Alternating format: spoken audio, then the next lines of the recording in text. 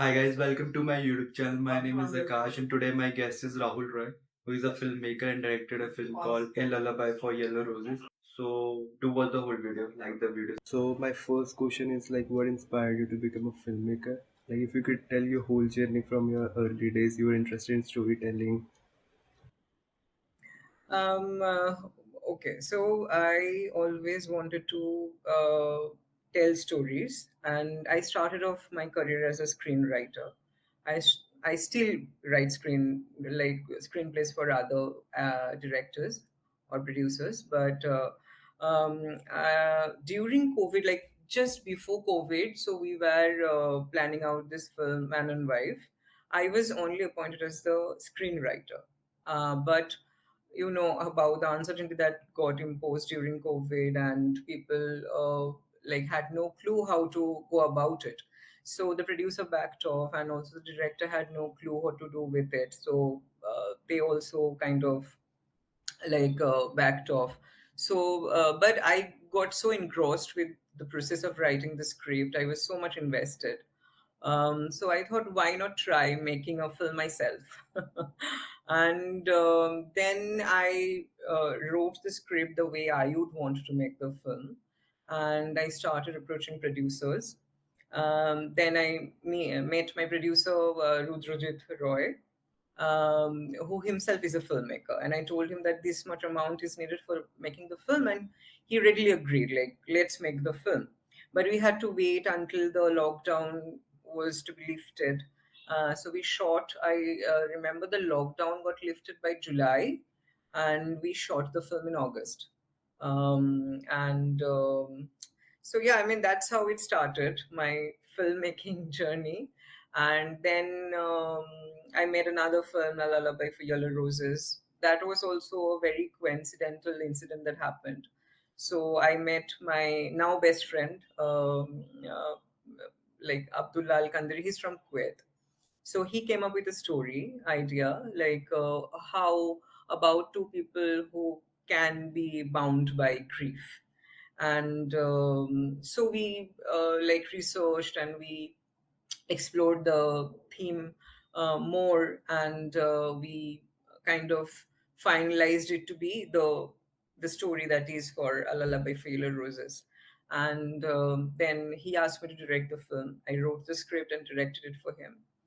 And yeah, that's how my journey has been so far. Okay, okay. And what have you studied like during your graduation days? I've studied English literature.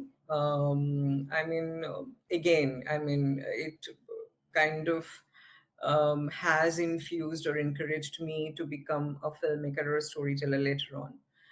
Because I still am, I am an avid reader. I like reading books, and so I've always been very fascinated about literature, especially English literature, even Bengali literature or any literature in that case. But I mean, my family, like everyone, as every parent, want to have they didn't have any clue about how things will be in this very uncertain, or they had no clue how things work in film industry. So, and also I didn't have any connection with the business whatsoever. So they were not sure, and they wanted me to study they wanted me to become a doctor, I remember. And I also passed the exam, but somehow, without letting them know, I filled the form for my college, and I got enrolled for my graduation. So during your graduation, you were interested in screenwriting, or was it more writing novels? So I wanted to become I wanted to be a writer, and more than a writer, I wanted to become like someone like Arundhati Roy, because I was very inspired by her. And the way, like, her convictions, everything used to encourage me, influence me in several ways. And I wanted to be her, not a writer, but I wanted to be her. So who can go up on stage and talk about things like that so proficiently. What she does, she's so good at what she does. And yeah, and then but later on I also started writing as a ghostwriter for other publications and also in newspapers. But then what happened is, while writing, I figured out that there are other devices I'm interested in as well, like sound, music, colors. And then I thought, like, why not explore screenplay writing? Because in that aspect, in that way, I can get in touch with all the aspects of my interests. So yeah, that's how we started screenwriting. And Have you gone to film school? no, no, I haven't gone to any film school because I was very afraid of their entrance tests. I knew that I wouldn't ever pass the entrance test, so I never took a chance. But you cleared doctor's entrance, and which is one of But the most toughest. that was a different that was a different time and different circumstances. But I mean, I actually wanted to study in FTII, but one of the seniors told me about the things I need to study there for the entrance exam. So I was like, okay. What if I don't get in? And they also told me, like, you need to appear for the test for twice or thrice, because like very rarely people get the chance in the first try. And I was a very mediocre student, so I was like, okay, let's not try with this. Let's find a different way of self learning. So how did you find your first job in screenwriting? Okay, so I was working with a newspaper agency, and they had an interview with Rituparno Ghosh. And but I missed the interviewer knew that I'm a huge fan of his work, so he wanted me to take along on the interview, but I couldn't because I had my exams.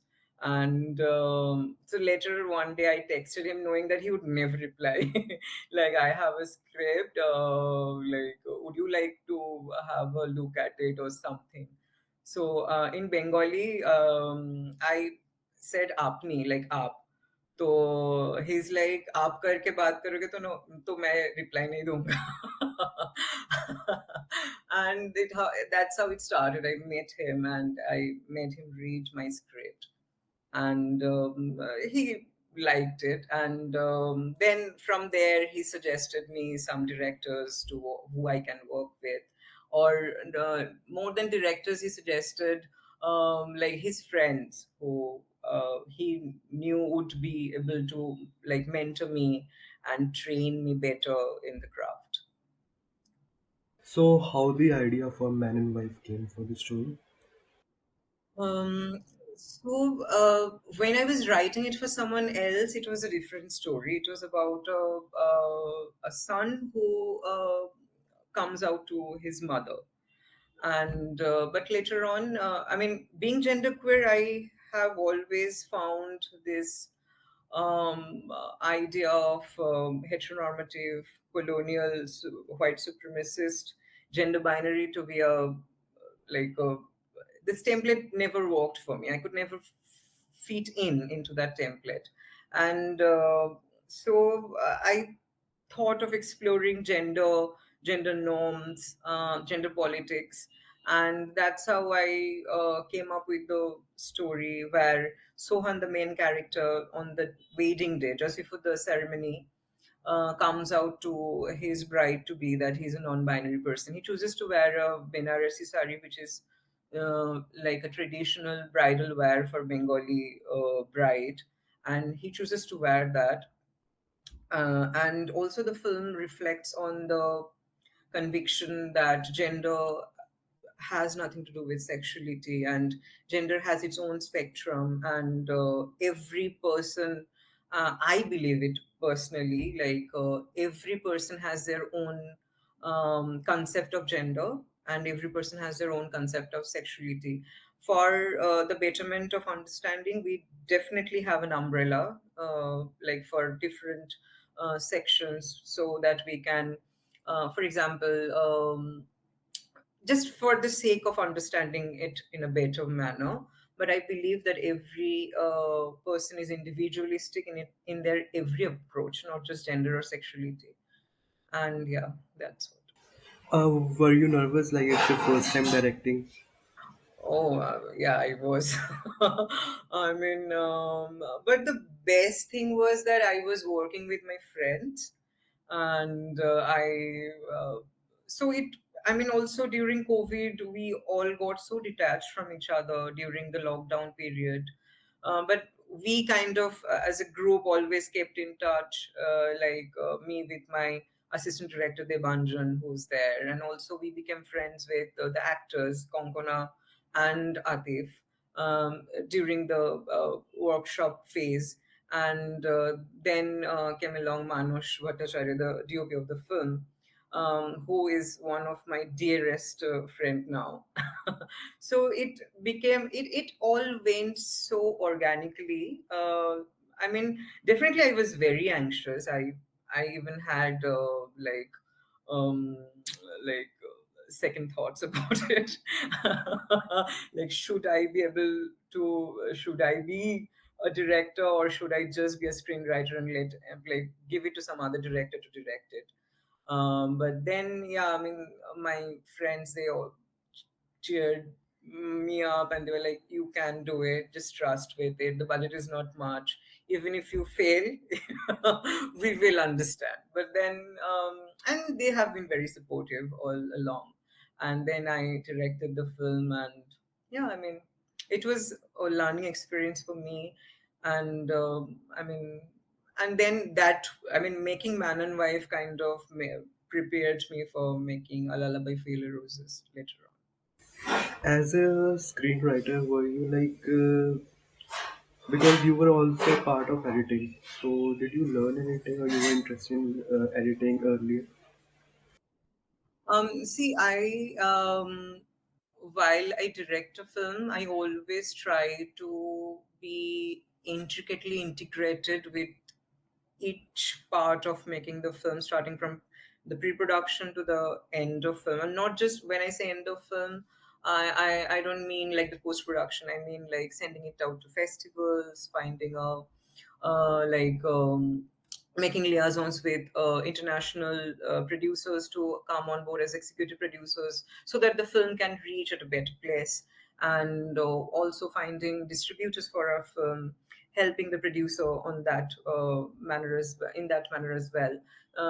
So yeah, I mean, in that way, I also delve into acting while the editor edits it. I give my inputs, and I mean, I always have a binder of the entire thing that is there in my mind, how I exactly want the cut to be and why I want it to be there. I discussed it with the editor, and then sometimes they didn't agree, sometimes they did. And it was kind of a conversational process. And yeah, I mean, I haven't edited my film like myself, but yeah, I mean, film is a collaborative art, so everyone had a say. I mean, I remember in Man and Wife, we had a very different cut in the beginning, like, and then during the dubbing session, so while we were watching it on big screen, so I thought, like, the linear format of edit is not working for the film. And maybe I mean, so the scene, you have watched the film, the scene Man and Wife opens with, where Sohan is crying, and so that was in the middle part of the film, like the midpoint. But I was like, let's bring it at the front, and so that the audience gets to identify with his in like even not knowing the character, they would get a chance to step in into his life or his emotions. And how much time it took to like complete the film, and how big was the crew? Oh, for Man and Wife, the crew was, um, I guess, 16 to 17 people. And it took time in post production because then again lockdown happened and we had to stop working on the film. And then again, we after the lockdown got lifted, we again started resumed our work on the edit. So we shot the film in 2020, but we released it in 2022 because of 2020 August we shot, and we released in 2022 April. And how the Yeah. idea came from A Lullaby for Yellow Roses? So the idea, I already told you, like my producer came up with the idea, and the main idea, the predominant idea of the film was how and two estranged people can be united by grief. And then we had several slots of stories, different stories and different situations. But then we kind of fell in love with the idea of this migrant working class couple who are estranged, who don't know what being married is, but still they're married and have become parent, but still are not, they don't know each other, in because they don't never had the scope to know each other or talk to each other. They don't have the space to do so. They live in a small cramped room where the like Pankaj's mother is also, they shared the same bed with the mother, so they never got the chance to talk to each other or have a space of vulnerability with each other. They never knew how what being a married couple means. But this grief or the loss of their unborn child kind of brings that mutual space of vulnerability to them, and they seek a certain sense of friendship in each other. It was your second film. Like now, at that point, you were comfortable in directing.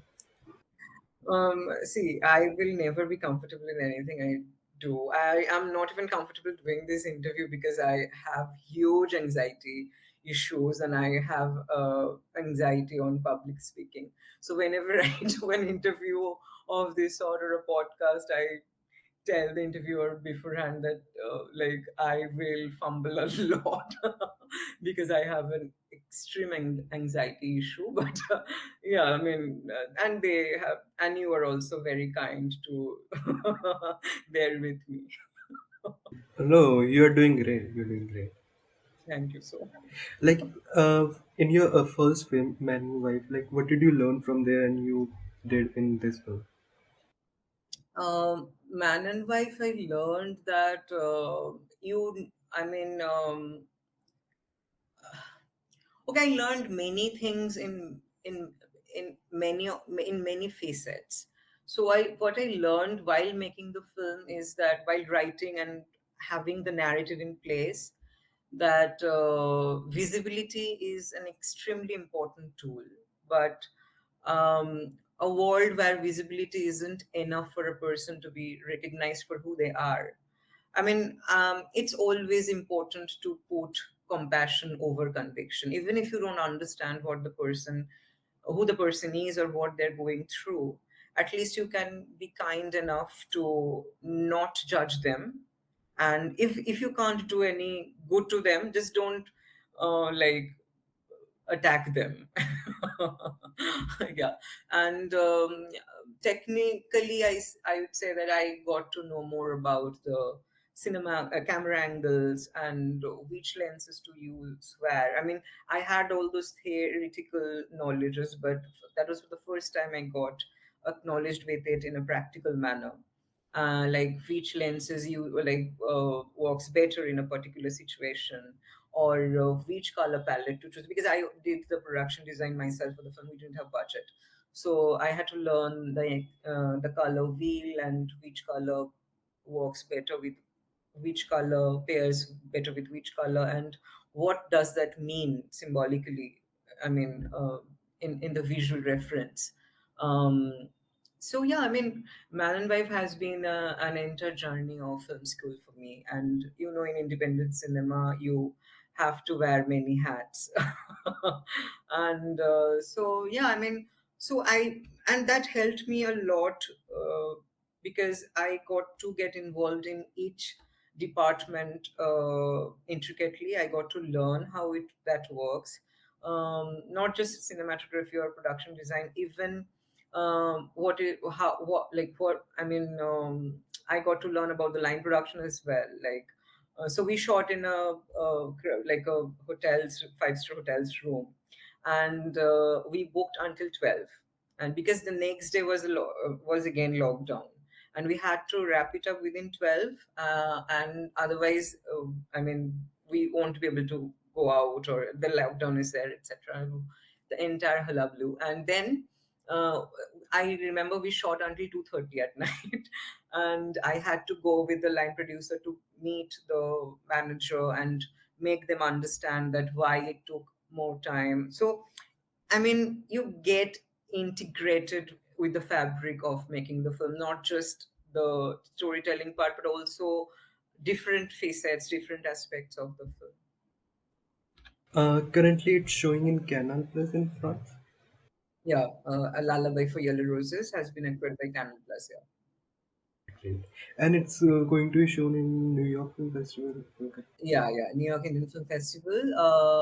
Also, it's showing some other film festivals later on, but we will come to know about them in the future.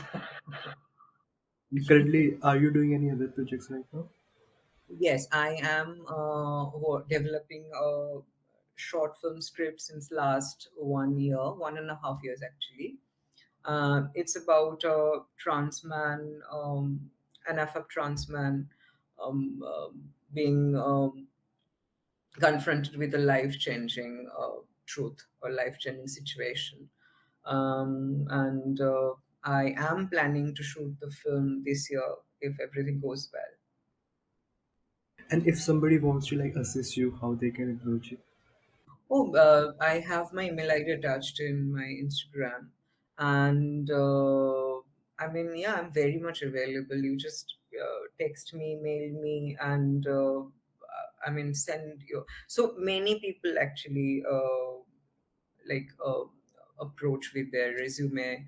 So and I have like worked with like them in different projects. So I would say that I please feel free to like mail me, message me. I also do the same, with film festivals, when the people I don't know, but like they are on social media, or I know their mail ID. So I just mail them the same mail, just changing the name. And I just mail 100 people, for example, 10 of them respond. And that's all right. Because, I mean, there isn't anything wrong if they are not responding you. You need to understand that they're busy with their own work. And if they respond, then that's the best bliss that can be bestowed on you. Absolutely, absolutely. Like if you could recommend your favorite films and filmmakers. Um, uh, my PR asked me to do like a question Q&A session on Instagram today, and Okay, my boyfriend actually sent me a question like, "What films will you recommend?" okay, So I have made a recommendation list of 40 films, I guess. okay. So I Okay, this will take time if you really want to know, but I wouldn't take your No, time. no, take your time, take your time. It's fine. And it's just like I would say that just watch every film that you can get hold of, and what I like exactly what I did. I mean, I was very much exposed to Bollywood masala movies while growing up, but then I started watching world cinema. Then I started watching different kinds of films, because I mean, it's as a filmmaker, I think you are needed to be exposed all kinds of films so that you can, because every filmmaker has their own signature. And so to understand what's your signature is as a filmmaker, you need to watch all kinds of films, and then identify with some directors more than the other sorts. So yeah. Okay, the last question is, if somebody wants to become a filmmaker, like what advice would you give to them? I think the only thing I would say that they just need to be passionate about the craft. And I mean, I remember while because we didn't have much budget for Man and Wife, we couldn't afford like a distributor in the beginning phase of the film. Later on, we got on board someone very kind, but in the beginning phase, I remember I used to mail 100 people who I don't know every single day just to get a response. I mean, and it has happened that entire on the entire 100 people's list, no one has responded. But still, on the next day, I like woke up and did the same thing. So I have met many talented filmmakers in film festivals, or I have worked with them.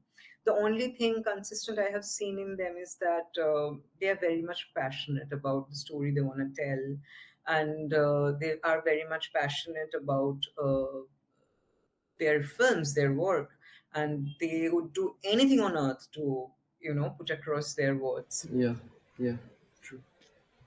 Rahul, thank you so much for joining. Such Thank you so much for having me.